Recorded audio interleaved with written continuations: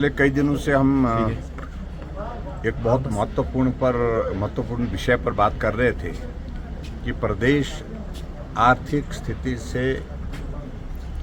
खराब हालत में गुजर रहा है। इस खबर के प्रायोजक है भूषण ज्वेलर्स, लोअर बाजार, सोलन, हिमाचल प्रदेश। पिछले कई दिनों से हम एक बहुत महत्वपूर्ण विषय पर बात कर रहे थे कि प्रदेश आर्थिक स्थिति से खराब हालत में गुजर रहा है और बार बार इस बात को लेकर के मुख्यमंत्री जी ने भी कहा, कई सभाओं में कहा, कई कार्यक्रम में कहा, विधानसभा के अंदर भी कहा। और यहाँ तक कि विधानसभा के अंदर उन्होंने एक स्टेटमेंट दिया जिसमें उन्होंने कहा कि मंत्री और सीपीएस 2 महीने तक अपना सैलरी और ऑनरेरियम जो है उसको विलंबित करेंगे, यानी कि दो महीने के बाद लेंगे। और स्वाभाविक रूप से इसकी गंभीरता को समझते हुए हम अच्छी तरह से जान सकते हैं कि प्रदेश का आर्थिक संकट के दौर में से गुजर रहा है। और आज 2 तारीख है महीने की, सितंबर की 2 तारीख है।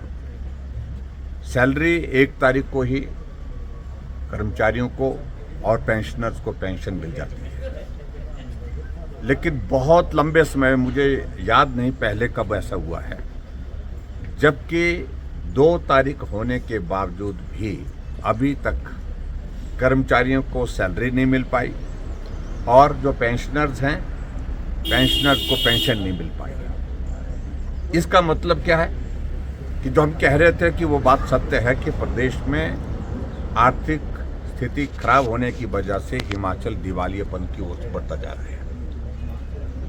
और मैं इस बात को लेकर के हैरान होता हूं। कई बार मुख्यमंत्री बोलते हैं कि हालात खराब है और कई बार मुख्यमंत्री कह देते हैं कि हालात खराब नहीं है, आर्थिक स्थिति खराब नहीं है। और विचित्र तो तब लगता है जब मुख्यमंत्री जी इस बात का जिक्र करते हैं कि 2027 तक हिमाचल पूरे देश का सबसे समृद्ध राज्य होगा। ये सारी चीजें कल्पना से परे की हैं। यहाँ सैलरी और पेंशन देने के लिए पैसा नहीं है। आउटसोर्स में जो कर्मचारी हैं उनको 6-6 महीने की सैलरी नहीं मिल पा रही है। एचआरटीसी के कर्मचारी हैं, उनको समय पर वेतन नहीं मिल पा रहा है। कर्मचारी सचिवालय के बाहर अपना धरना दे रहे हैं, प्रदर्शन कर रहे हैं, उनको डीए की किस्त जारी नहीं हो पाई जब से सरकार बनी है। उनको मेडिकल रिइंबर्समेंट नहीं मिल पाई। उनकी और जो सुविधाएं जो मिलने थे, जो पर्क्स, जो और भी सारी चीजें रहती हैं, वो भी विलंबित किए गए हैं। तो उसका अभिप्राय है कि हिमाचल प्रदेश एक घोर वित्तीय संकट के दौर में से गुजर रहा है। इस बात को हमको स्वीकार करना होगा। आज हिमाचल प्रदेश की विधानसभा के अंदर हमने नियम 67 के अंतर्गत स्थगन प्रस्ताव दिया था।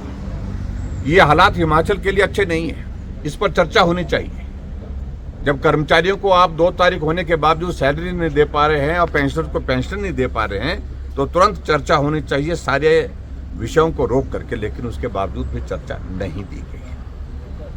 प्रमुख रूप से जो वित्तीय स्थिति हिमाचल प्रदेश की जिस प्रकार से आज की तारीख में है, और मैं महसूस कर सकता हूं कि इस बात को मुख्यमंत्री को स्वीकार करना चाहिए, तुरंत इसकी चर्चा करनी चाहिए। और दूसरी बात जो हमें लग रहा है कि अब सैलरी का और पेंशन का विषय जो है वो 6 तारीख तक, क्योंकि 6 तारीख जो रेवेन्यू डेफिसिट ग्रांट की जो किस्त हो वो हिमाचल प्रदेश को मिलती है और वो आने के बाद थोड़ी जो है वो देने की स्थिति में हो पाएगी। इस वक्त हिमाचल प्रदेश को 2000 करोड़ रुपए अगर 1 महीने की सैलरी देनी है तो 2000 करोड़ रुपए देना पड़ता है, जिसमें से 1200 करोड़ जो है वो सैलरी का कंपोनेंट है और 800 करोड़ जो है पेंशन का है।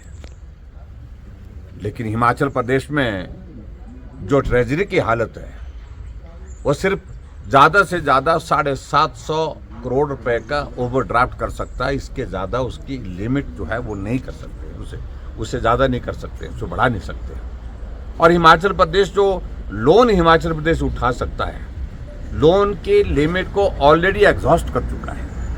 लोन देने की स्थिति में नहीं हो पाए क्योंकि ओपीएस लागू करने के चक्कर में जो एनपीएस जो जो दूसरा कंपोनेंट था उसमें जो लोन लेने के लिए बोरोइंग के लिए कि आपके लिए 2,000 रुपये का स्कोप और था, वो भी आपने एग्जॉस्ट कर दिया, उसको आप ले नहीं सकते हैं। तो ऐसे हालात में हिमाचल प्रदेश में एक आर्थिक संकट पैदा हो गया है जो सबके लिए चिंता का विषय बना है।